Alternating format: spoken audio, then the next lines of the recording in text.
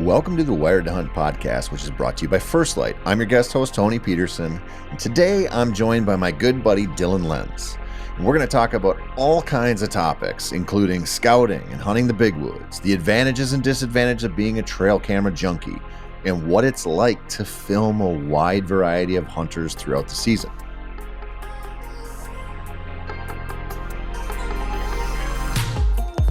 All right, you might have noticed that this isn't Mark Kenyon here today. It's your old backup QB, Antonio.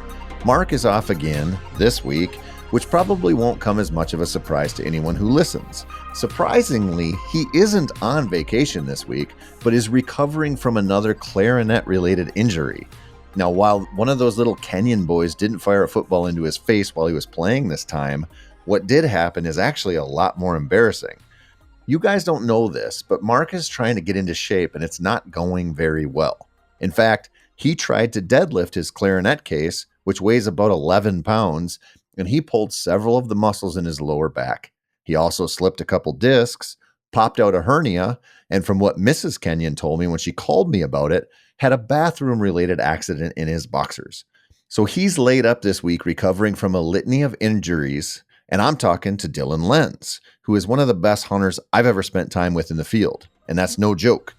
Dylan does a lot of camera work for his job. He films a lot of hunts. And if you want to see how good he is, you can go over to the MeatEater.com and watch my North Dakota show from last year. Dylan is also a habitat guru who works with Jeff Sturgis to help clients create their dream deer ground. This is just a great conversation about a wide variety of deer hunting topics that I think you're really going to enjoy.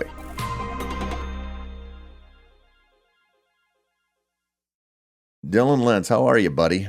Doing good, man. Doing good. Long time no see. The last time I saw you was last week, and you were hoofing it through the cattails with a 50-pound pack on your back, trying to catch some roosters in flight with a camera before I shot them out of the sky. That was a fun challenge, though. I've talked to a couple people about that, and I was like, that was actually really fun to try and film. So enjoyed it. It was a different than our typical get-togethers out there, huh? Yeah, for sure. So for the guests that don't know, you are a man who wears many hats. You have filmed me for a bunch of hunts. If anybody saw the North Dakota show of mine that we dropped recently, it's on the MeatEater website. You filmed that. People freaking love it. You did a great job on it. You and I just did a run out in North Dakota. We did a run here in Minnesota for pheasants. You film with Mark. You film with a ton of people. Oh yeah. Yeah. And that's what's super fun about what I do is just how diverse I get to be just to try and make a living. So I enjoy hunting with a lot of different people, filming a lot of different things, and just trying to think about animals along the way. Like it's just that's kind of like the binding theme is animals and being outdoors. Yeah. And you have a, that's not your only business, right? Like right. That's not all you do. We're going to talk about your other business that's also involved in deer too, but your experience, one of the reasons that I really wanted to have you on here, obviously we've become friends filming together and hunting together, but I've filmed with, I don't know how many camera guys over the years, quite a few, if you go way back into my bow hunter days. And I was telling Mark this after our North Dakota hunt. I was like, man, Dylan is the first cameraman that I've ever hunted with who I run stuff by him to actually like get his opinion instead of just being like a courtesy thing or something. That's awesome. That's really good to hear. And it's like, it's fun too. Cause like all the people that I hunt with, like the most fun trips for me are when you're almost like working as a team, it's like we're both here for the same goal. We want to film something cool happen and be successful in the field. And like, if we can work together on that, it makes it enjoyable for both of us then. Right. So, big time. And I mean, I don't need to go too deep in the weeds on this, but some of the places I worked before this where I filmed, you'd get a cameraman who was like, I'm here to film a deer dying. Yeah. Like this is my job. I've told this a few times, but I had a guy one time years ago on a hunt down in Illinois who, when I picked him up at the airport, he looked at me and he said, listen, man, I'm not going to see any deer coming in. I'm not going to look for them. When you tell me to start filming, I will, but that's all I'm going to do. And I'm not lying. We had a miserable hunt. We ended up killing a buck, but I looked up at him the first day and he had his head down in his hand and he was not interested in being there at Holy all. smokes! Yeah. How But did he get where he was? MeatEater's a different thing. They look at video production. I think this is part of the reason that MeatEater has been successful. Steve's very, I don't know how to put this without making him sound bad. Steve has a high standard for videos. And that sort of trickles down to us peons who, aren't at Steve's level. And so we get a lot of camera operators who are, maybe really good at running the camera, but have never been in a saddle. Sure. And then once in a while we get somebody like you who can do it all and has a ton of whitetail experience. And I'm telling you, man, like it is a relief when I know we get to hunt together, because it's a different thing to, like you said, to work together on the project versus just having somebody who's kind of hired just to be there. Right. Well, and that's what's fun for me too. I mean, I film a lot of different stuff with a lot of different people, and there are times where I get there and I feel like I'm just there to film. I'm not part of the decision making. I'm just documenting, which, there's a time and a place for that. But when I hunt with somebody that they're open to hearing my thoughts and, maybe we should try this, like, I feel like we end up being a lot more successful because we're thinking about a lot more variables when we're more widespread then, Right. I mean, this probably sounds crazy, but I've noticed this not only filming hunts, but also hunting with my daughters, where the calculus for everything changes if you have to think about somebody else who isn't also thinking about the process. And it's, for sure. It's just kind of a weird thing where you're like, it's not just, can I get two guys in that tree? It's like, what can you see? Yeah. Like, yeah. What movements can we get away with? Like, where are we going to, like, where's he going to come in? Hopefully, what's he going to do? And it's a different thing. And man, you and I have had some fun, and we had a good hunt last year in North Dakota. That was cool. Mm-hmm. We had a great hunt this year. It was awesome. Was that the biggest buck you've ever seen somebody miss, the one I missed? Or have you seen somebody miss bigger? Man, I hate to say it, that might be the biggest buck. That was a big one. Get missed, but I'm sorry. That's a terrible record to hold. It's okay, man. It's okay. That's not the first big buck I've missed. But let's talk about that, because you just got back from Pennsylvania with Sturgis. Jeff Sturgis, you were out there. He killed a great buck on public land. Yeah. Really cool short hunt.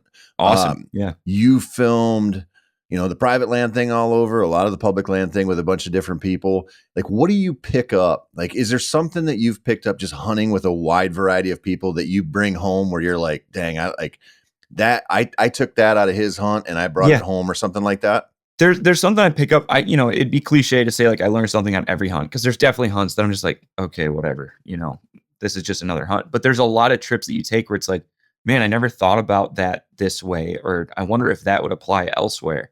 And, just kind of looking back at our North Dakota hunt in 2023, when we were out there, walking under that big oak tree that had a lot of sign under it, but it was close to the road and it was close to access. Like, personally, I would have just kept trucking. I wouldn't have thought about it again. I'd be like, oh, it's all nighttime movement here. This gets blown out all the time. And you like took that and you put it in your hat. Like, this means something. And like, that stuck with me a lot. There's a lot of other people that I hunt with where, they think about, certain concepts, and like I note that, and I kind of put that in my notebook as well, of like, if I'm in these scenarios and I'm coming up short and my traditional tactics aren't working, then you start thinking about, how do I think outside of my box and start to utilize stuff that makes other people successful, So when you talk about that, because I've had people say that to me about that North Dakota deal too, where, and I've done this a lot, right? Like, I've walked past fresh sign, deep, big concentrations of sign. And I'm trying to remind myself every year, because I feel like on public land, I run into that almost every year somewhere. This year, I ran into it with my daughters, or one of my daughters over in northern Wisconsin, where we encountered a great deer, like a 130 on public land, like 200 yards from where the road is. Oh man. But it was just that concentration of sign again. And I always wonder about that, because I bring, and everybody does this, but we bring this personal kind of bias to wherever we go, where it's like, okay, you're from Wisconsin. Wisconsin has a ton of hunters. Mm-hmm. And so you're thinking, I got to get away from them. And being even, no matter what, close to the road, like you said, well, that's going to be nighttime movement, right? Because they're not going to move there in the daylight, but you're not in Wisconsin. And it's a Right. hard thing to recalibrate yourself. And I think a lot of Absolutely. people, we sort of make up our minds on stuff like that and go, because I hunt, I'm from Georgia or wherever, like this is what deer do, or this is the thing that hunters do. And that's one of the reasons I preach this travel to hunt thing so much. When you go do that and you don't really have a choice, you're like, I got a couple days, I got to try it out. You start to learn that those things you think just aren't necessarily true.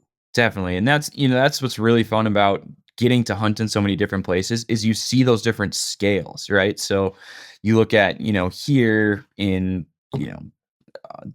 way northern Wisconsin, New York, UP, all those kind of places, these deers, their movement in a daily basis is a lot longer than when you're slammed in agricultural woodlot lands, where it's, these deer are moving 60 yards slammed in this little woodlot versus this deer might be moving 3/4 of a mile from where he's bedding that day to whatever food source of the moment there is. So kind of being able to like look at that and like whatever trip you're on, just kind of thinking like, all right, what are these deer doing here? And it's so variable based on your region. Like different areas of different states are that way.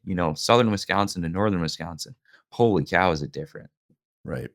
Well, and I mean, what you're talking about there too, partially is just a deer density issue as Mhm. well, to Oh, some extent. absolutely.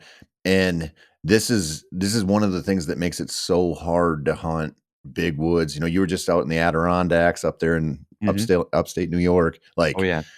you get very few deer and you get a ton of kind of mono habitat to work with. Yeah. And southern hunters deal with that shit a lot too. Maybe they Yeah. have a little higher population of deer in some places, but you get sort of that nomadic small population thing, and it makes it so hard. But that's again sort of a lesson on those concentrations of sign, right? For sure. And that's what's so fun is like, I feel like when you are successful in those places, or even when you come upon that sign, like it feels like a gift almost. Like you're like, in this sea of the same, I found this.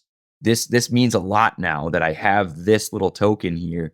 How do I extrapolate that and actually hunt it? And that's why it's so fun to hunt those big expanse places where it's a needle in a haystack when you're talking about deer and that each encounter means that much more than, right? Right. Well, and you also have kind of a lesson there too when you talk about if you go to a high deer density place, like where you live in Wisconsin, you probably have a lot of deer, right? Like Yeah. some of the Yeah. places I hunt in southern Minnesota, we have a high population, and so a concentration of sign is everywhere. Yeah. So now how do you distill that down? So I start to look at this stuff like the more I travel, and I'm sure you do too, where you kind of just go, okay, well this hunt, that Adirondacks hunt where you're waiting for that snow to track one, Mhm. you're waiting for the right conditions to get there, but you're also looking for that concentration of sign. And you really realize that there's like benefits to every place and there's like these negatives, right? So like, yeah, Yeah. hunting a place with a ton of deer is awesome because it's Yep. easy to see deer. But For how do sure. you pinpoint the buck that you want? And Yeah. how do you get in without spooking all the other deer? Oh, And then you've got exactly. the other end of the spectrum where you're like, I can't even find a freaking deer in this section. Right.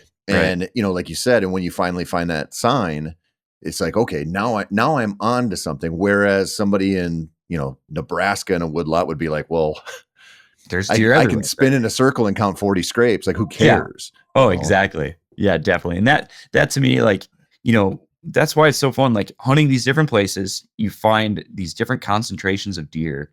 But it's just, I love how no matter where you are, it changes so drastically that each place kind of has its own niche, right? So it's like you almost want to learn all these different areas and like, well, when I'm in this, that means I do this. Like to me, that's just so fun about it is how these animals all kind of work off of the same basis, but it's so different when you extrapolate it out. Right. Well, and one of the guys who I've talked to a lot about that is Clint Campbell with Truth from the Stand podcast. I just had Mhm. him on a little bit ago, and we talk about that a lot. Where he's hunting the mountains of Pennsylvania. I mean, he's not hunting ag. He's Mhm. hunting big woods, lots of terrain, and then he goes out to Kansas, and he's like, some of the stuff you find, or some of the stuff you're like, this saddle or this bench or this soft edge out in Pennsylvania, this plays like this soft edge in the CRP in Kansas or Exactly. whatever. And Exactly. it's And that's, it's like those same kind of, factors, right? Edge. change. Like that is always going to be monumental, I feel like, but it's just how much does it mean here? And does that depend on the deer density? Does it depend on how far they're traveling or what food sources are there? That to me is the fun part of it. Yeah, it's it that so again, I mean this is a message I try to get out with foundations a lot too. So you and I just filmed that pheasant hunt, right? And we had one day that was super windy, real Oh windy. yeah. And we would get out there, and you're in western Minnesota, so there's no trees to block it, there's no hills. I mean, it's hucking across the landscape. But you get into those cattail sloughs and you find a spot where you'll be just moving along, and all of a sudden there is like a little windbreak somewhere, and you can feel it. It's like palpable. Oh yeah. And all of a Definitely. sudden that's where you flush the roosters, and that's where Mhm. you jump those deer out of there. Yeah. And you're Yeah. like, even if you'd never hunt that terrain for whitetails, being in there, following a black lab around, hoping to shoot a rooster, all of a sudden you pick up on those little microclimates, that little microhabitat situation, Right. and you go, man, I don't know how I'm going to use that at home. Oh Like, I yeah. don't know what that means to me, but someday I'm going to go out and it's going to be super windy, and I'm Yeah. going to be sneaking into my stand or something. And I'm going to hit a spot where I don't feel that wind anymore. I'm going to bust a big Yep. buck, and I'm going to go, okay, now when I see that on the forecast, I know what to do. Absolutely. Yeah, and that's fun too. You talk about those microcosms of habitats and that could be, a change in, density of stem count. That could be, all right, there's a little bit higher amount of conifers in here that are breaking the wind or, hindering the snow a little bit more. And it's just you might not even notice it all that much when you're looking at an aerial because it doesn't stand out. But then you're walking through there and you're like, you know what? This now that I'm here, this does look a lot different at ground level and that absolutely matters to a deer, right? Like they I don't know how they seek it out, but I don't know if they just feel it and they're like, yeah, it's more comfortable here, or do they look for those conditions, but they feel it. They absolutely are relating to those changes. I mean, I think it's just a matter of they have about a mile by mile they work with Yeah, generally.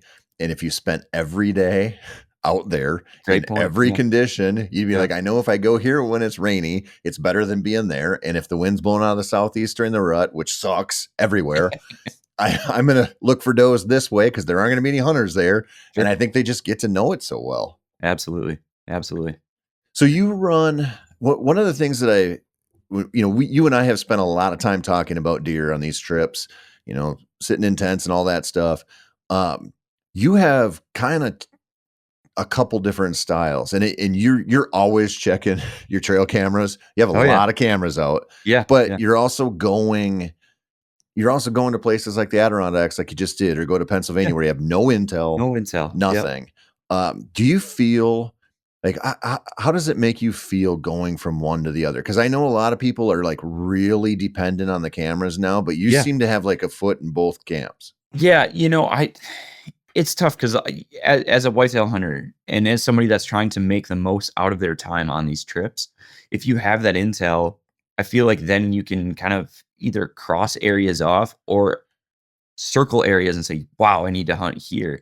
But at the same time, it's a blessing and a curse where there's something super refreshing about when I do these hunts and I have no intel and I go in blind and you're just going back to basics in scouting sign or scouting those changes in habitat or clear cuts or whatever. And you're just like, there has to be deer here because the factors tell me that there are deer here.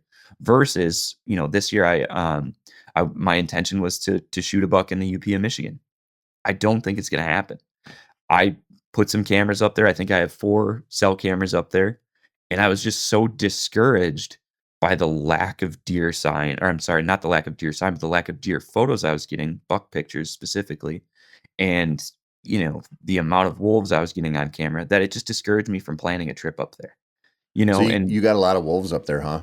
yeah, quite a few wolves. I would say, yeah, at least once a week, if not every other week, but a lot of wolves on camera. And, I don't know how detrimental that necessarily is to the mature bucks or, mature deer that I'm hunting. But, it's just the fact that there's not a lot of deer on camera and the amount of predators I'm getting on camera, it discouraged me from planning a trip. Where Right. had I gone, it would have, I would have had a blast no matter if I even saw a deer, I'm sure. Um, but I think it would have made me become more resourceful and do more scouting and find that legit new fresh sign And then I probably would have been more successful instead of just writing it off. Like, well, I have the cameras up there. They're telling me there's no deer here. Had Well, I gone and put the work in, I would have had a blast. And right. it's a huge regret I already have from this fall, and the fall is not even over, right? Well, I was going to ask you about that because I knew you didn't go up there, and Yeah, I think it was when we were coming back from North Dakota, you were pretty excited about that to yeah, get up yep, there.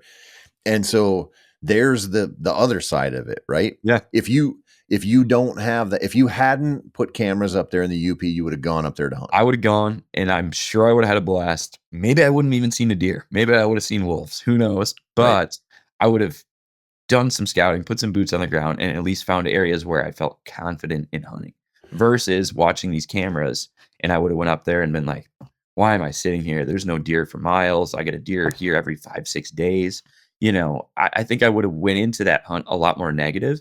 And so I think next year what I'm going to do is I'm going to go up there and turkey hunt that area in the spring and hopefully look for some sign and kind of rezone in on some areas. But then next year, I think I'm just going to go hunt and go for fresh sign and not put any cameras out.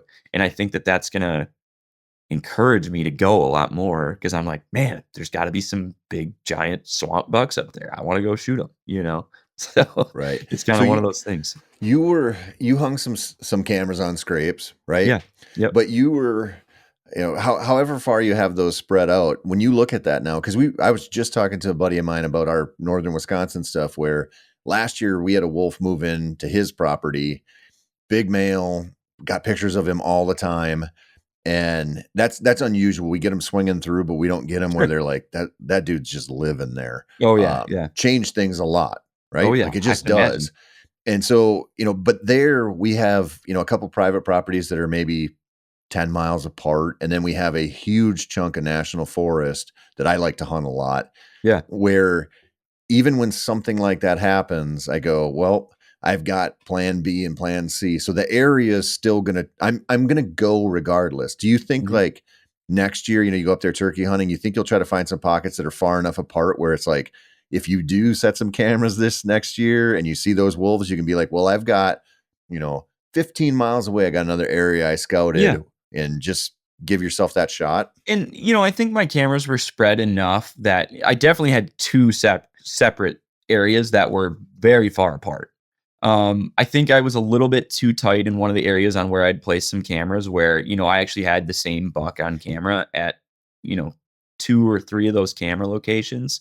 And, then it's like, man, why didn't I just spread these out more, and just kind of figure out what's in this area or if there are deer in this area. But yeah, I think when you hunt those big expanses of public land, or even when I go out to South Dakota, I have like a plan A, B, C, D, E, F, where it's like, all right, if this area there's trucks parked at every spot, I go to this spot. If there's people there, I go here. If all these factors, I blew this place out. Now I just need to go somewhere else. Like I go into it, and it's just one of those things when I can't fall asleep at night. Like I'm sitting on Onyx and I'm dropping pins, where it's Right. like you start and you just go down this rabbit hole, and next thing you know, you have all these pins that you've never even seen before, and you're just like, someday I want to go check that out. Dude. So that your situation there with the UP hunting specifically, or the scouting and the hunting you didn't do, people are going to listen to that, and like that's going to confirm some thoughts people have of like, that's not worth it. But because we we often present this. So like last year we went to North Dakota, right? Yeah. We hunted 2 days, Hmm. killed a nice buck. I hunted that spot one other time in 2019. I hunted it 4 days and killed a nice buck. Awesome. And people see that and they're like, okay, well, you have to find a spot like that. But that spot that I just mentioned with my daughter that we went into, that we had that big one come up on, I hunted that. I killed a buck there in I think like 2016 and then 2019. And then I was covered in people. And so I gave up on it. And Yeah. 2 winters ago, we had that heavy snow that knocked down a bunch of trees and changed. I mean, it made the woods nasty. Oh yeah. And I've been driving by that spot, looking at other stuff. And I'm like, I wonder if that spot came back, because there's no 4-wheeler trails going in there. Like you could tell it wasn't getting used. And when I walked in there today, this year, there was more sign in there than I saw in Iowa when I was down there. That's And I wild. go, okay, so this came back around. And the first time I hunted it by myself, which was the only time I had, because I hit a deer that night with my truck and I had to go home, I had a pretty good buck come in and I almost killed him. and I was kind of hunting on memories, but also hunting on the fresh sign. And I go, this is like a 10-year process now. Yeah.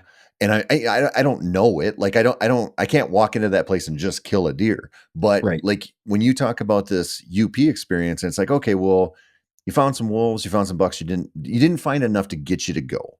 But Yeah. you're not done. You're going to go turkey hunt I'm up there. 100% going back. Yeah. Right. And you're Yeah. gonna devote that time to build those layers, and eventually you're gonna learn that area enough where if you put those cameras out and the wolves are there, you're not gonna be like, I'm not gonna go and I'm gonna regret it. You're like, Yeah. I'm gonna figure it out. I'm not focusing on the wolves necessarily. Like, I don't think the wolves are why there aren't deer there. I think that there are deer there. I think my intel, my quick run and gun scouting, like I just wasn't on the X, so it's a matter of pushing a little bit further, going to, maybe look at fresher aerials and say, maybe there's different changes here that I didn't see based on the aerials that I was looking. Maybe there's a fresh cut I don't know about or something like that.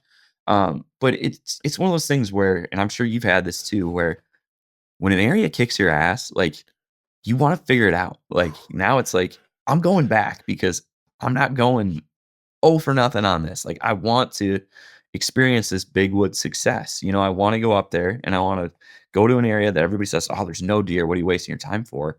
And have a hunt that I can be happy about, and I think that's what I respect about, especially the way that you hunt and the way that you hunt out of state is like the measurements for success are so different in all these places that you go, right? So it's like North Dakota, we go out there and here we have an encounter with an awesome giant buck.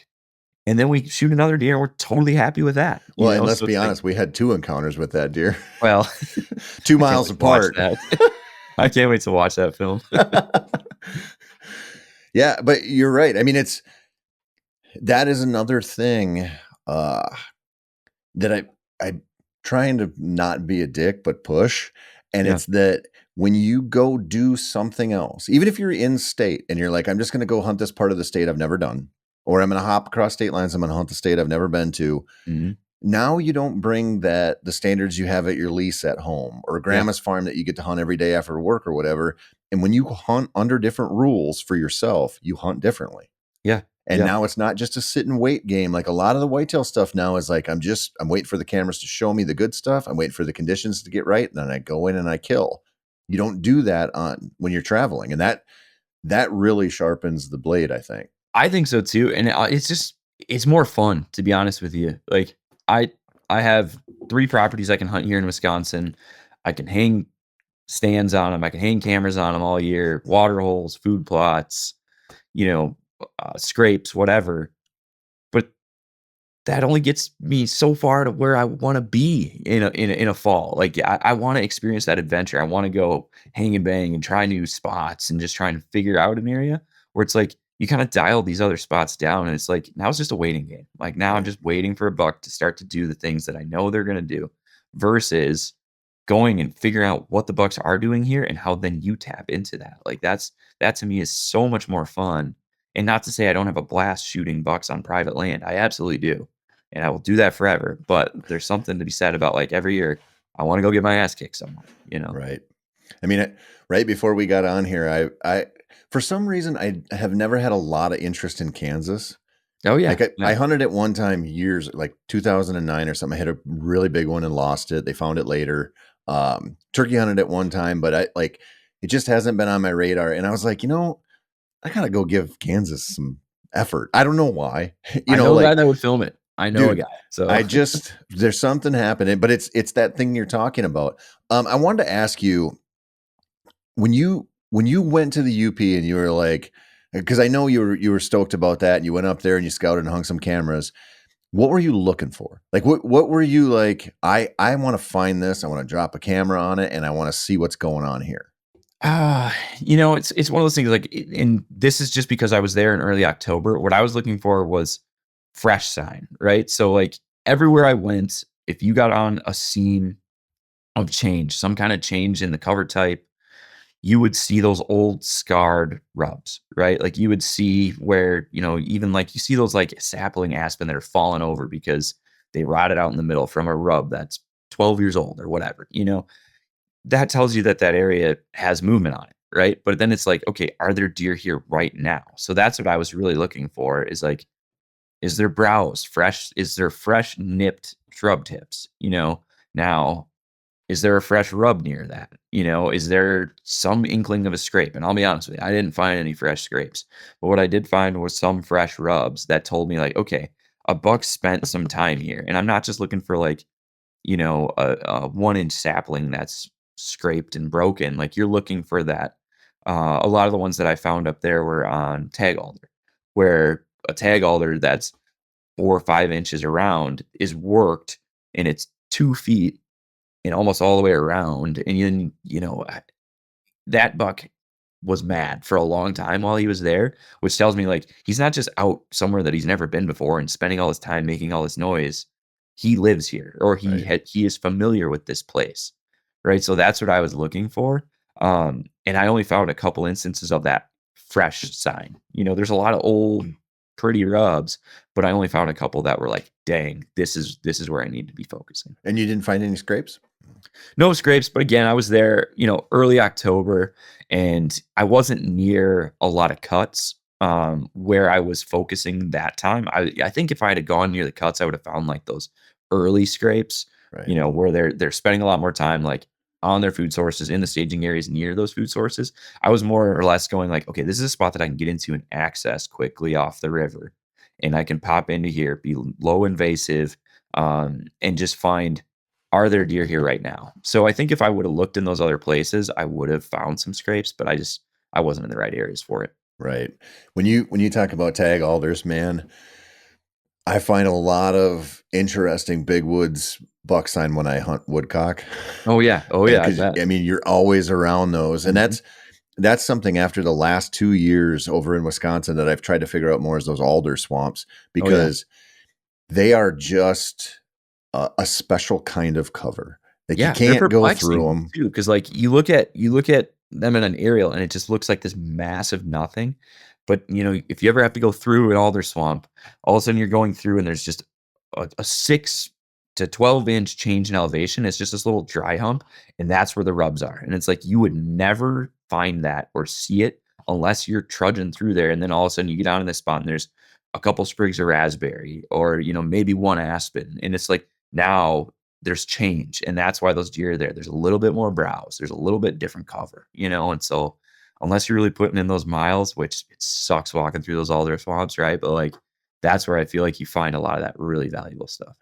Dude, you do. And that lesson there, I think when you talk about elevation changes, I think, I grew up in the bluffs down along the Mississippi. So I'm used to like big hills, right? And when you have big hills, you have big saddles and you have big pinch points. And it's like, Yeah, to me, it's just so much easier to read. The flat stuff's hard, man. Like, yeah, you can't agreed, control where they're going to go. definitely. With the wind, it's a different thing. But when you have like relatively flat ground, like you're talking about, like an alder swamp's going to be low and flat. Mhm. Just, it is going to be. But you see that little pocket of, you know, uh, some kind of pine trees or something that's like just like a species of tree that's going to grow in a little bit more, like it needs a Drier little soil, bit more. It right? can't Yeah. drown out. And Yep. then you're like, when you walk up to that, there's going to be buck sign. Definitely, Like, there's definitely, going to and be like, beds. It's the same thing. Those cattails we were in. yeah, You get out there and you're like, this is all the same. And then you start walking through it, and then you're like, mhm, okay, there's a vein of willows over there, a little bit of dogwood over here, or something, and that's where the sign is. oh That's where the yeah, birds are. That's where yeah, the deer are. And it's like, man, you can't. You can sort of pick that stuff up on Onyx or aerial photos, but until you walk it, you just yep. don't know. Yep, absolutely. And that's what's so fun about like playing around on aerials, is like trying to look at like, I mess with like the leaf off cover, and you're looking like, okay, when was this photo taken? What time of year?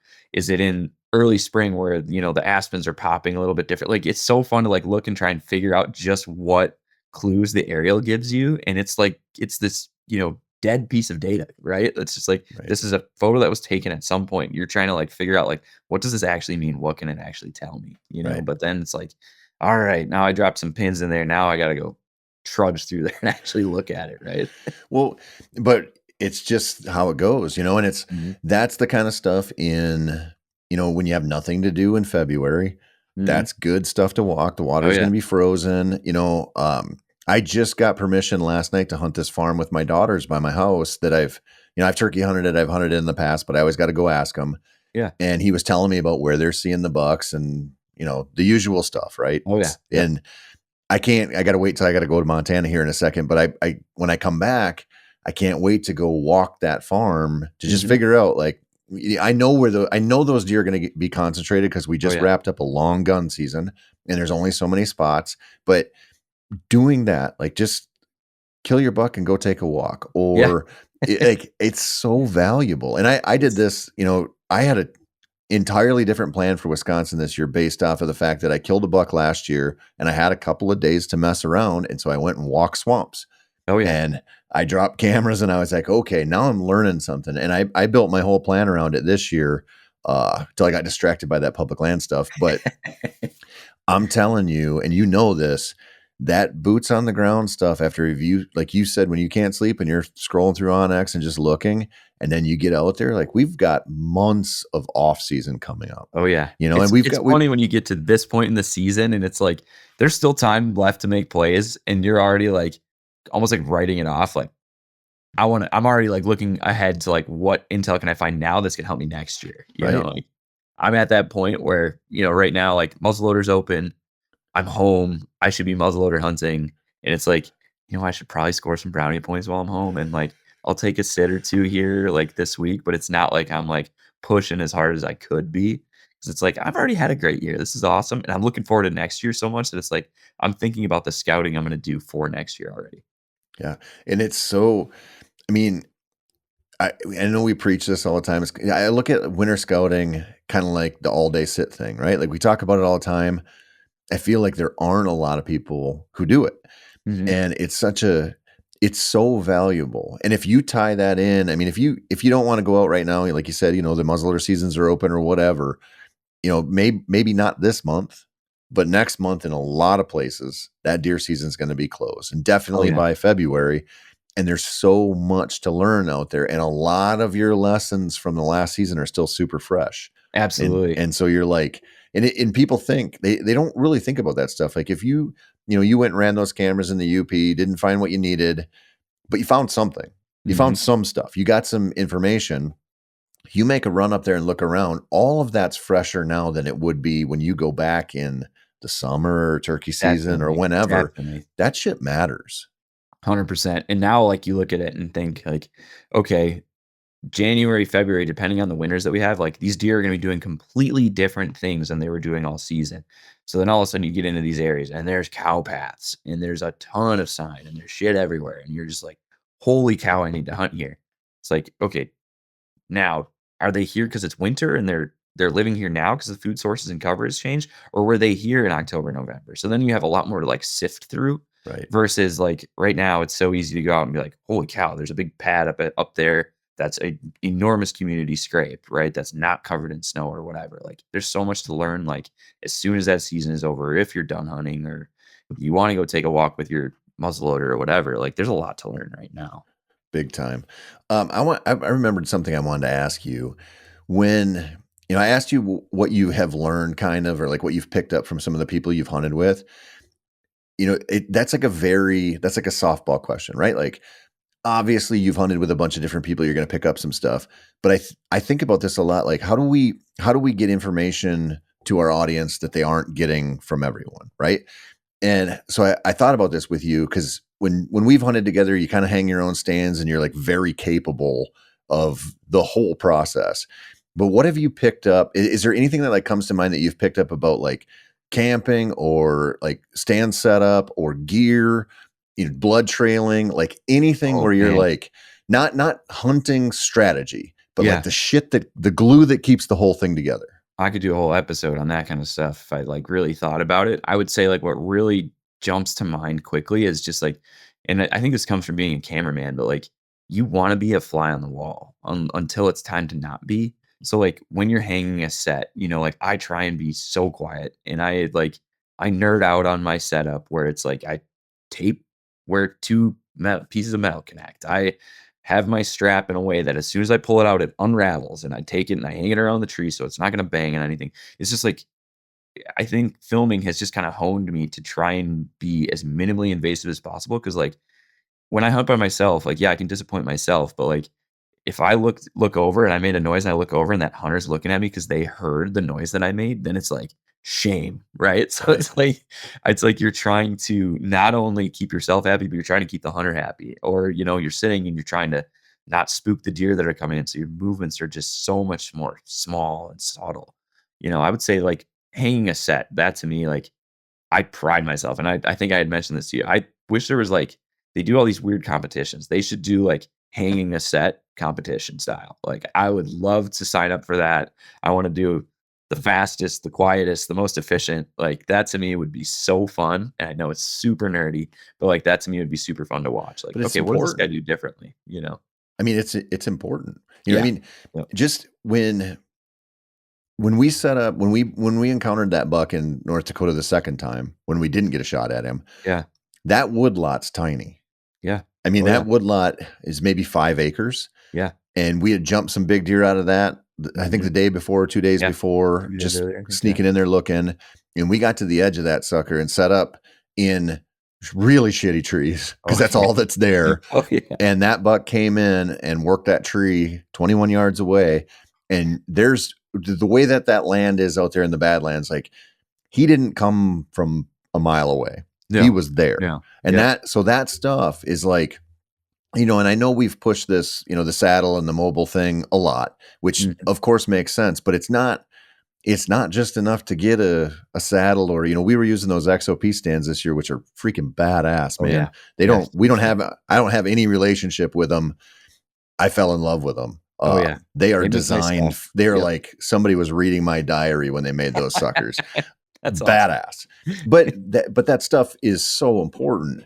And you do pick up on things like that when you hunt with other people. And that's one of the things that I don't know how to do this yet. I'm kind of working on this idea of like, how do we sort of isolate those lessons Yeah. from a hunt in a way to like share, because there's so much little stuff, and I've had Yeah. people where like, I have my own style of like butchering them in the field or butchering them on the back of my truck, and that you could film that stuff, but it's like, there's so many little things Right. that you And can that's learn. just it. It's the little thing. It's the, hey, you make this cut here on this deer, and that makes it that much easier to take out. Like that's maybe not something that's worth a whole video, but it's like those little tiny lessons that it's just like, oh, this guy showed me this one time. It makes a lot of sense and it makes my life easier. Like, you mentioned blood tracking and stuff like that. And like, man, I've been on so many blood trails with guys where it's like, seriously, this is how we're doing this? Like, slow down, man. Like, let's actually like sift through and figure out what's happening here. I think like there's so many people that you do learn from that it's like I feel like a lot of the things you learn from people is like slow down. Like, don't just be in a hurry. Like, actually think about every move that you're making, and that goes for blood trails, hanging a stand, looking at sign, whatever. Like, a lot of the stuff we want to do very quickly, but it makes way more sense to do it successfully and actually like quietly or Right. efficiently. I mean, that lesson, you really can't overstate it. And that's, you just followed me through the cattail sloughs. Like I'm a fast walker. Like people Yeah. bitch all the time I was when they hunt gassed with me. every day. I get it. But I intentionally do try to slow down because, like the blood trailing thing is a perfect example, right? Like I can't blood trail with very many people because Mhm. it's just not, it is a thing. It is a task that requires patience. Yep. Like it is a task that requires you to just throttle way back. Mhm. And I think a lot of times we don't give ourselves enough time. Like I have one buddy who's like, he's perpetually late for everything. So, like I know when he texts me and he's like, yeah, I got in a little late this morning or whatever, like he was rushing and rushing and rushing and rushing. And one of the things that, a lot of these traveling trips, like we had this in North Dakota this year, that was the middle of October. So it wasn't rut. It wasn't all day sit time, but you're facing the reality of you walk out in the morning, do your morning sit, and you're like, are you going to hike all the way out and go back to camp? Or are you going to stay out there? I mean, we stayed out there on the river, Dude, that was cooked up so enjoyable. I enjoyed every some day we had meals. out there. That was great. That was awesome. But we stayed out there. And then, even though you end up sitting longer than you probably would need to, Mhm. You also are walking into a situation where you're like, I don't know where we're going to hang this set. I don't know what we're going to find. I don't know who we're Right. going to bump into. I don't know the level of impact we're going to make on this little tank that I want to hunt, but we're going to Right. blow deer out of there. So if we can give it an extra hour or 2 or 3 to get our setup right and settle in and let nature kind of come back and like find that balance, that 100%. stuff matters. Yeah, and that's, not that you need to go on these big, long sits and give yourself all this time to enjoy nature or whatever, it's like, give yourself more time so that you can make less of an impact getting in, it's like, if you actually are not in a hurry, you're making a lot better decisions, I feel like, too. Yeah. I mean, and that's this is something that I think a lot of people kind of have this idea like, I want this property, I want the box blinds, I want the setup ladder stands. If you have that situation, you don't need to do this really. Like Yeah, you yeah. should have your work done ahead of time, but you still should have a mobile setup because those deer are going to figure you out. They're going to react to you in a way where you're still going to need to do that. So this Mhm. is this is a muscle you need to work. Yeah, You yeah, don't, definitely. let me put it this way. You don't meet anybody who could show up on public land somewhere who's not really good at that. Yeah. Like giving Yep. themselves time and figuring this stuff out. For sure. I mean, you do meet a lot of guys that are throwing it together, but the guys that are successful, like they have every variable checked. Right. They're thinking about it ahead of time, Right. and that's that to me is again one of the nerdier parts about what we do. But I love like that feeling of like I'm super prepared for tomorrow. I have everything where I need it to be, and I know I'm going to get up in the morning, pour myself a cup of coffee, and I'm going to go, and everything is set. That to me is like super satisfying. And then when you get in there and everything goes haywire, at least you're ready for it. Right. So let me run a scenario by you. So one of our producers calls you up and says, "Hey, Dylan, we have a shoot for you if you want it." What I'm assuming, I'm going to fill in the blanks here for you a little bit. I'm assuming that you probably like personally enjoy like a public land hang and bang type of thing a Yeah. lot. Oh, yeah. What's like, what would be a kind of hunt where they would be like, "Hey, can you film this?" Where you'd be like, "Oh, that's just kind of a job. Oh, I'm going to man, take like it." public land pheasant hunting in Western North Dakota was like that. On opening weekend of rifle season, I was definitely like, "Oh, man. Alright, I'll do it." But it's Got to not. pay those bills, buddy. That's right, man. Make hay while the sun shines, right? I I hate turning down work. Like that's, at the end of the day, you have to pay bills, right? So it depends on what jobs are thrown your way. But like if I could pick, it would be going to a new state, a new area, and hanging banging on public land. Like that to me is the most fun thing to do. And it's one of those things where even if we're not successful, like we have probably had a blast getting our asses kicked, where there's probably still one heck of a story to be told. And if it is successful and you do kill a deer, you probably have a heck of a story to tell because holy crap, that doesn't happen all the time, right? So, but what's a hunt that they would pitch to you where you'd be like, "Oh, I'll do it," but I don't, like in your head, like, Like "I'll whitetail do it." stuff, like I would hunt private land, whitetail somewhere. I would absolutely. I'd have a blast doing it. I do it all the time with people, but it's one of those things where it's just like not that it necessarily feels like a grind or like work, but it's just like it's not as fun to me. I'll do it, but it's like, all right. It's not as exciting. That's what's so fun about what I do is most of the time I go on these trips or hunt with people, I'm excited just to be there. Like I'm grateful that I got the call to be there, right? So like, you know, I there's nothing that really jumps out at me that'd be like, oh god, I can't believe Is I have to part of do that that. just because there's just less of a story to tell a lot of times, like because this is what people don't understand, like behind the scenes. My producer bitches all the time. He's like, "We got to get transitions. We got to get these shots. We got to get these shots. We got to get these shots." Because to build a story, you have to have the footage. Like it's not just filming a deer dying. Like Yeah. you're providing them with hours and hours and hours of footage of specific shots so that they can piece together something that has this flow and this storyline and like a secondary through line. Mhm. And your job is to gather all those pieces. And if you go someplace where the hunting's really good and you know you're going to sit this stand today and that stand tomorrow, it's just like a harder story to build. I wouldn't say that it's a harder story to build. It's just that the story's already been told 1,000 times. Right. It's like, for example, like, I used to film weddings to make ends meet. I hope I never have to film another wedding, and I hope I never have to edit another wedding because it is the same story every time. And it's like you're literally just checking boxes of, okay, I got this leaf shot, I got the broadhead on the end of the, whatever. I got, as we're coming off of the side by side to go hunting or whatever, it's like it's the same story over and over and again, over and over again. And that's not to say that I don't love telling that story. It's just not as exciting as going somewhere new and being like, okay, this is completely different. Now I have to try and piece this story together as it's happening versus, hey, I know we're going to do this and I just have to be ready for it and have the camera set. That's, to me, if I could equate that to my work life, that's when my editor is like, hey, we did a bunch of SEO, analytics, and mature bucks in the rut really perform well. So can you write a bunch of articles about killing bucks, mature bucks during the rut? And you're like, oh, there's nothing left to say, man. Like, I don't know what to do, but it just is a part of the gig. Yep, absolutely. And again, like it sounds like I'm bitching or whining. I love what I do. I love no matter where I'm filming these hunts, as long as I'm in a tree and waiting for a deer, that to me is it. I love it. Yeah. Well, I can say from a guy who's hunted with you a lot, you do a lot of bitching and whining. It's really annoying. Huge whiner. Yeah, big time. Mark said that too. Yeah, that's why he doesn't have me filmed anymore. I guarantee it.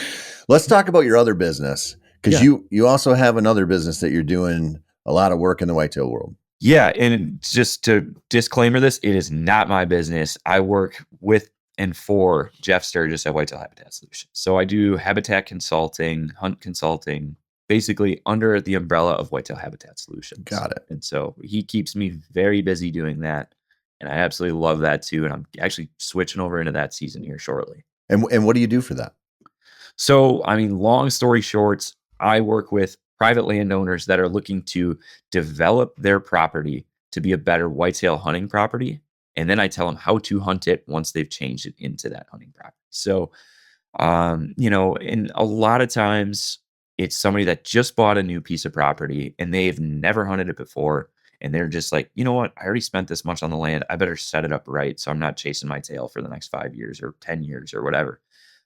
The other side of it is when I get calls from people that have owned a piece of property for a long time and they're just upset with how their results are shaking out, or they bought the property and it gets worse every year. We see that all the time where it's like you have this piece of raw ground, they buy it, then they start hunting it and they hunt it poorly. And now it's kind of like they're stepping on their own feet their whole hunt or the whole time that they're developing this parcel.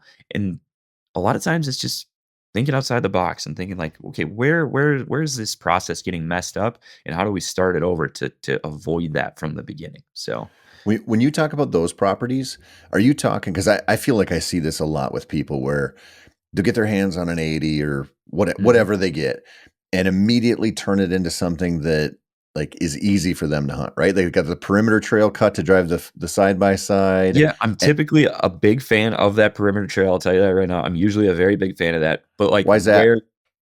Why is that? Yeah. Because then you're saving a lot more of your interior, your core, if you will, for deer, right? So like if we can pull your access to the outsides, you're now giving more to the deer in the center.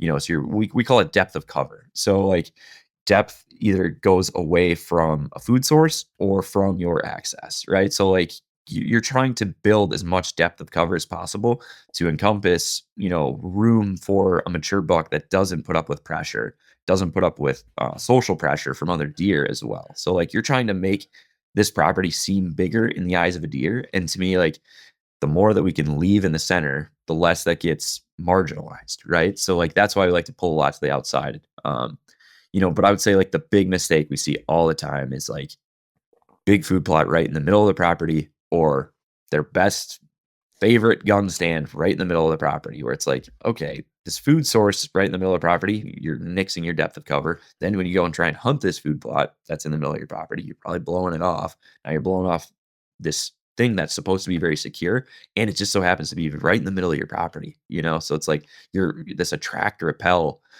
pattern of now your neighbors are shooting your target bucks that you're getting on camera at midnight, 1 a.m, and you're like, I just need him to daylight. It's like, well, he's daylight 20 acres over, Right. So let's rethink this so he's daylight here, Yeah, because correct me if I'm wrong here, but that idea, right? You get your hands on that 80, put that food plot right in the middle. Maybe there's a meadow there or something already to start with. Doesn't matter. Then you put that box blind in. And then when you go hunt, of course, you're going to center your cameras around that, right? Yeah. Yep. And then when you go hunt, you're going to be like, default to that, default to Yep. that, default Definitely. to that. So you've made what you think is the kind of like primo setup for killing deer. But the way that you've set it up, you are forcing yourself to burn out your Absolutely. best stuff. And then we have like what we call like the great deceivers, right? So like then you have your local doe family group, or you know, a couple buck fawns that live in or near that area that can tolerate your pressure. You're repeatedly seeing them. So you're like, I'm seeing deer. I'm not spooking my property out. But those mature bucks, like they're just not going to put up with that pressure. So now you're like checking the box, like there's deer here. I'm doing everything right. But it's the deer that can tolerate that pressure, right? So it's Right. like you're repeatedly conditioning those deer that, hey, I'm here, it's fine. But a mature buck just doesn't get conditioned to that kind of pressure, right? So like you're pushing them even further at that point, because now you're pulling in deer that can handle that pressure, right? So it's just weird balance, and that to me is like the most fun thing about it is like no two designs are the same. Like no two hunting goals are the same typically. Like usually you have, you know, somebody on the property is super diehard. Maybe they're all diehard, but like a lot of times there's Uncle Terry that comes up for gun season. And it's like trying to work with all these different styles of hunting and put together a plan that works, you know, for everybody is so fun to me. I mean, it is, and that's the part, you know, when you're talking about that with how people kind of design their properties and then over time burn them out. Yep.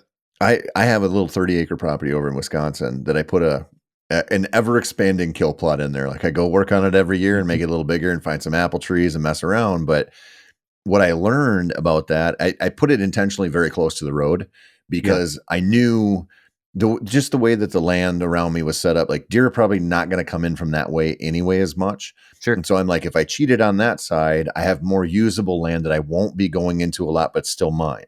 That sounds awesome. And by accident, I guess not by accident, but I'd also have a little, maybe like a 4 or 5 acre meadow that has some of the alders in there and dogwood and stuff. And it's sort of become a bedding area. Like there's always deer, a few deer use it. And what I learned was, even though I kind of got lucky placing that food plot in the right spot, when it took me like 5 years of parking there to figure out that I have to go park on the one end that's closest to the two houses because they hear cars over there. Yeah. And if I park anywhere else, I see fewer deer. Right. And especially in the evening when they're probably bedded in that meadow and they hear me park on the other end of the property, they're like, we're not, nope. We heard him park. We heard him crunch down the gravel. Yeah, like, they get conditioned so quickly. They learn so fast. I mean, you know, even the deer here, and you know, I live on 3/4 of an acre here. It's attached to my neighbor's own 35 back here. And like our dogs run outside. We drive the side by side back and forth all the time. But there's bucks that use these woods back here. And it's like they've become accustomed to what we do here in our yards and they know what is normal. But as soon as my dog runs too far to chase a squirrel into those woods, or I get curious and I got to go take a look at the scrape that I can see from the field edge, now the camera that I run in there like doesn't have deer on it for a few days. It's like they learn so quickly what's normal, what's acceptable, and what's out of the ordinary and what they need to avoid. Like that to me is like goes so far when it comes to pressure. It's so crazy. I mean, that was one of the things that just blew my mind when I moved here to the suburbs, how both turkeys and deer were fairly like tolerant of me just walking on through. Yep. You know, like, and I see this, you know, this little property I'm hunting here that I picked up 2 years ago and the one I'm going to take the girls out on, those deer smell people, hear people, and see people all the time. I mean, this property that I killed my buck on here this year, I probably see people every time I sit in their yard. I mean, it sucks, but it just is what it is. Yeah, but when I go out there to like hang a stand or something, if I just burn through there, go do my thing and walk out, you'll see deer looking at you. Like you'll see deer standing off in the brush and they're like totally tolerant of that. When you walk in and you start messing around them, they're gone. Well, I don't want to get like too far in the weeds here, but like there's studies on this where like, you know, they study in like parks or, you know, areas where there are hiking trails or whatever. And like deer become accustomed to that intrusion of normal hikers or park goers, whatever. And then if a hunter goes in there and tries to conceal his movements and conceal his scent and sound, whatever, wears camo, the deer are like, that's not right. So it's like, Right. here, you think you're doing the right thing, and you'd be better off if you're wearing just a sweater, going for a walk and carrying your bow. It's really crazy. I mean, that's the other thing, about this travel stuff, right? Like where I hunt in northern Wisconsin, I get picked off all the time. Like those deer are Mhm. just like A game deer, right? Like they Oh, yeah. just Yeah. they have it Northern figured out. Wisconsin for sure. Oh, dude, it's just I know people like listen to it and they don't believe it, but it's like for me, it's almost a guarantee. If I have an encounter over there, they're going to look up unless I'm really tucked into a pine tree or like a multi-limb, multi-trunk deal. But that buck that I killed this year here in the cities, that dude, I went, it was the last chance I had to hunt. It was November 7th. I hung a stand where I've been seeing these deer go through. And I had one place where I'm like, God, I hope they don't come through there, because if they do, Yeah. they're going to win me. And I turned around at like 2 PM and there was a buck standing behind me. And I'm like, well, unless he comes straight at me around the pond, he's going to get me. Yeah. But 100 yards away is a house, and the wind is blowing from the house to me and me to him. And this Okay. is all I can think. That buck wanted so bad to go to this little doe bedding area in this person's yard. There's like 5 acres of just like scrub brush on this house. Yeah.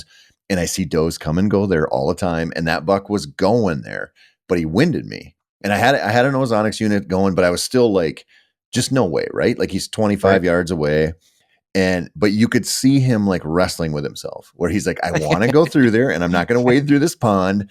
I can smell some asshole there. I don't know if he's hunting or if he's just like leaf blowing.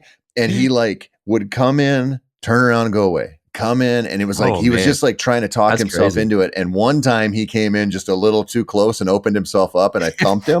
But I was like, I think that deer was sitting there like calculating in his head, is this a hunter? Is this a like human? Like what? And probably not to that level, but like what threat is this? Right. And Right. he's like fighting that urge to go chase So those because it's crazy. November 7th. It was freaking great, man.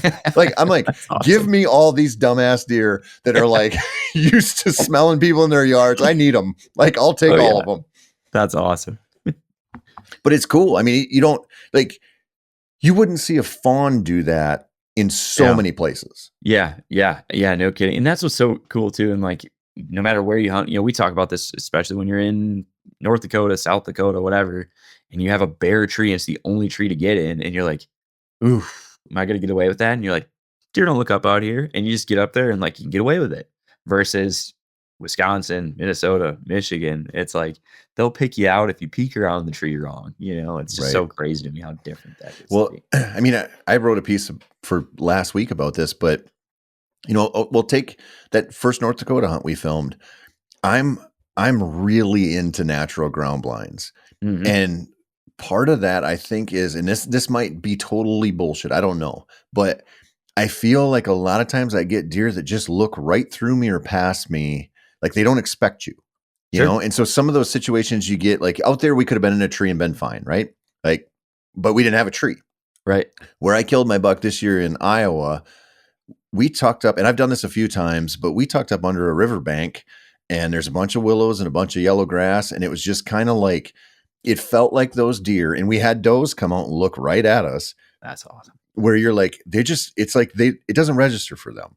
Right. And, right. Like we got busted in the trees, and I'm like, it seems dumb, right, to get on their level, but you put yourself in those positions. And if you really kind of get brushed in and Yeah, I think if you're work with breaking the up an outline, landscape, like you Mhm. can kind of override that a little bit. Right. And that shit's fun. Oh yeah. Oh, I've had a blast hunting with you that way the last couple of years. Like it almost feels like you're a kid again. Like I personally, like, I haven't hunted like that in a long time. So when it's like, can we piece this together? Can we make this happen? And then as it's happening, you're like, holy cow, are we actually gonna make this work? Like, is this gonna happen? Like that to me, like it brings back that youthful of like, I don't know if this is gonna work, but we're gonna try it. Like to me, especially like building those ground blinds and stuff. It's like we're trying to break up outline as much as we can, and then we're gonna see if it works. Like there's something super fun about that, and it's been super fun watching it actually work. I mean, it is a very viable option if you know how to do it. Yeah. And I think I think a lot of people try it, right? Like when Steve and I were in Oklahoma last year, I found freaking ground blinds Oh, really? everywhere. I mean, Okay. you just find setups everywhere down there. Everybody in Oklahoma hunts. It's wild. Oh, yeah. But a lot of them, you look at it and you go, there's just no way. Like you're going to Yeah. get Yep. busted Mhm. 100% of the time. Like you have to have some depth. You have to do it right. But what it opens you up to for spots is like incredible. And it's, Oh, yeah. people have a hard time with it because it's oftentimes not like, you're not going to see a lot, but if they Oh, yeah. come in, you're going to kill them. And that, That to me, like, that thought just usually, like, it scares me of, like, what if they come from this way and now I'm looking over and he's 15 yards. Now I have to pick up my bow and draw?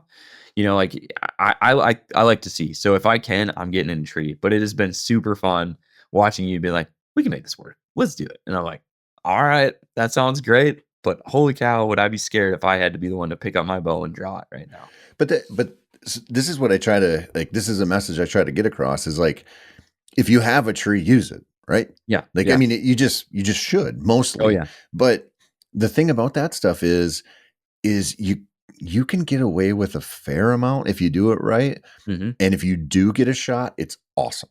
Oh, yeah. And so Heck it's yeah. like, I mean, Yeah. again, there's like a compromise to be made somewhere in there, right? Like you Mhm. can't see as much. If you have conditions like we hunted in last year where it's like, you're not going to hear them coming. Oh, yeah. No Yeah, way. no kidding. Yeah, absolutely. And if they come from behind you, you're screwed.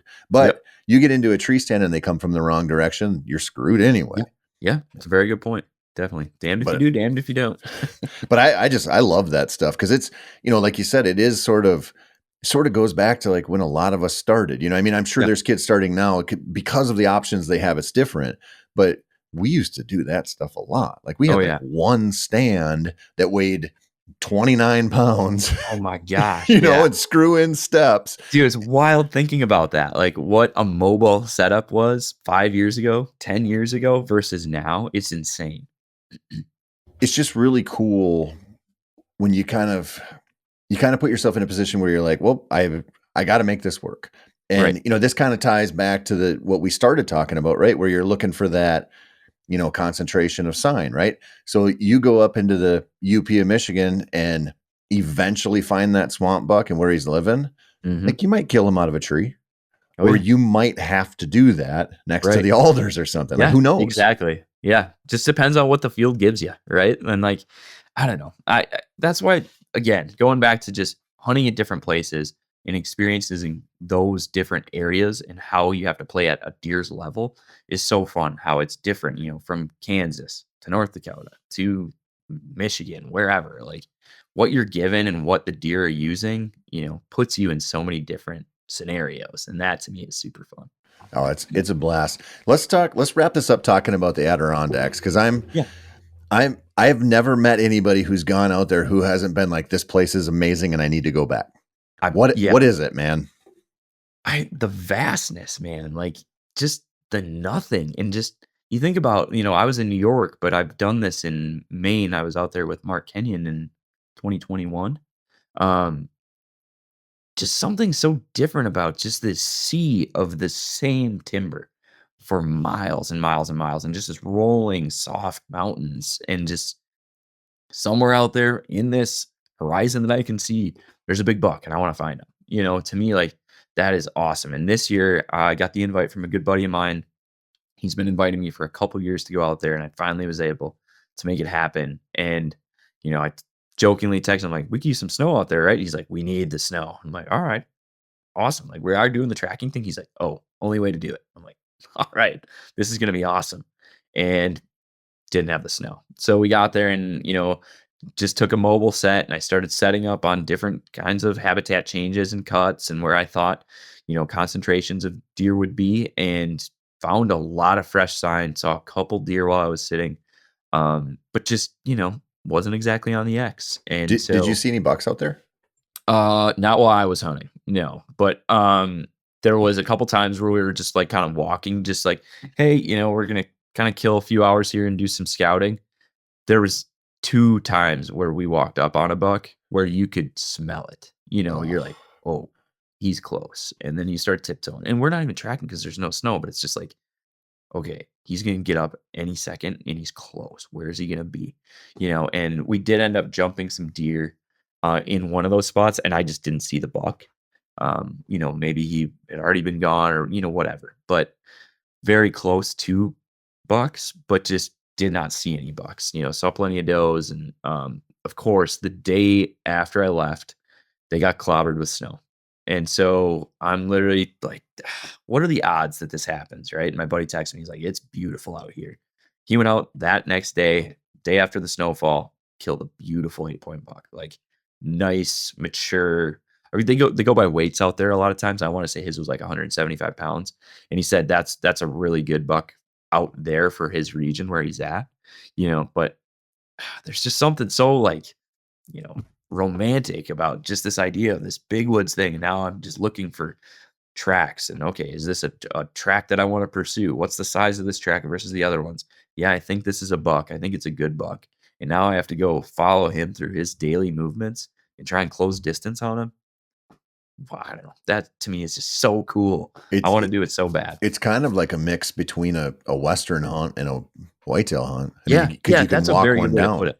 Yep. And that, I think almost everybody who hears about that, and we've heard about that kind of hunting, the Halblood style for a long time, thinks that, you have to go to the Northeast to do it. You don't. Like, I killed a doe the first time I ever did this, I killed a doe in Minnesota with a muzzleloader. This is back before we could scope them. So it was just an iron sights deal. Oh, cool. I went out the last day of muzzleloader season. It was snowing and I'm just sneaking along and I looked up and there was a doe and a fawn ahead of me and I missed her. And I remember thinking, I can't believe I just blew my chance on the last evening. Oh man. But then I was like, I can just follow them. And if they didn't leave this property, where I jumped them, I'm like, they're probably still on the place I can hunt. So I followed it around and I watched where it was going, or I could see where their trail dropped down this valley. And I was like, I know there's an outcropping over here that has a coyote den under. It's just a cool spot. I'm like, I'm going to crawl up on there and see if I can pick them up. And I crawled up there and I looked down and they were bedded beneath it. And so I shot that doe in her bed and I was like, that was some of the most fun I've ever had. Oh yeah. And I've talked about this. You and I talked about this when we were pheasant hunting. I did that last year. I didn't shoot one, but I got the conditions to follow tracks in the cattails. And I think about it all the time. I'm like, that was the most fun I had last season. Definitely. And we've stacked up the deer last year. But so what I'm saying is, and that was on public land, right? Like you could go do that in Wisconsin with a fresh snow if you could get it. Need the snow. Yeah, exactly. Right. And so that's another thing where it's like, your buddy going out and shooting a big buck, that's really cool. But if you're sitting on a doe tag and you have a muzzleloader and you get that fresh snow, you can go have a really fun hunt. Oh yeah. And it's not just your typical hunt. And that shit's so cool. Oh yeah. Yeah. We used to do that. We did that in college a few times where, especially like this time of year for scouting, right? Like to go explore a new property, figure it out and carry a rifle or a muzzleloader. If there's a season open, like, for example, here in Wisconsin, we have the holiday hunt where it's an antlerless hunt. What a great time if you have a tag or you can pick up a tag on public land to just go and like explore new properties and hunt while you're doing it. Like, man, doesn't get beat, right? So like as long as you have the conditions in the snow, that'd be awesome. And I definitely am going to be doing that, more towards New Year's here. That holiday hunt, I'm torn. I got that little 300 blackout for my daughters. Oh yeah. They want a rifle hunt. And, we have my buddy's place in southwestern Wisconsin we can go to where the deer density is really high. And the girls are like, we should go down there and shoot some does. And I'm kind of like, how many does do I want to butcher kind of thing? Like, I really want to take them, but I also know it could be one of those situations because you get like 3 free doe tags when you buy down there because there's so many deer. And I'm like, I know me. So if we're sitting there and some deer come in, I'm going to let them stack them up. And then I'm going to be like, oh shit, now I got to butcher all these. So I'm kind of like, I'm kind of trying to figure that out. But anyway, to your point, there are opportunities out there. Definitely. Like, not obviously if you live down south, it's a different deal, but there's some cool stuff out there. Dylan, it's so much fun to hunt with you. It's been so much fun to get to know you. Where can people find you? They want to look you up. Maybe somebody wants to hire you to go film an awesome New Zealand hunt or something like that. Heck yeah. Find me on Instagram. It's just Dylan _ Lenz and Lenz. That's my last name, not a play on the camera. Just that's actually my Just name. sheer coincidence. Yep. Pretty crazy. So, yep. Find me on there. Well, I appreciate it, buddy. Thanks for everything. You bet. Thank you. That's it for this week, folks. Make sure to tune in every week for more whitetail goodness. I've been your guest host. Well, I am your guest host, Tony Peterson. And this has been the Wired to Hunt podcast, which is brought to you by First Light. Now, if you want some more whitetail content, feel free to head on over to themeateater.com to get more than your fill. You know, while you're there, maybe check out some other podcasts. Maybe check out Clay's Bear Grease podcast, you know, Brent's This Country Life podcast. There's so much stuff there. 3 different podcasts every week on the MeatEater feed. Tons of videos, tons of articles. You know, you can do a little shopping at the MeatEater store if you want. Whatever. Check it out, themeateater.com. And as always, thank you so much for your support.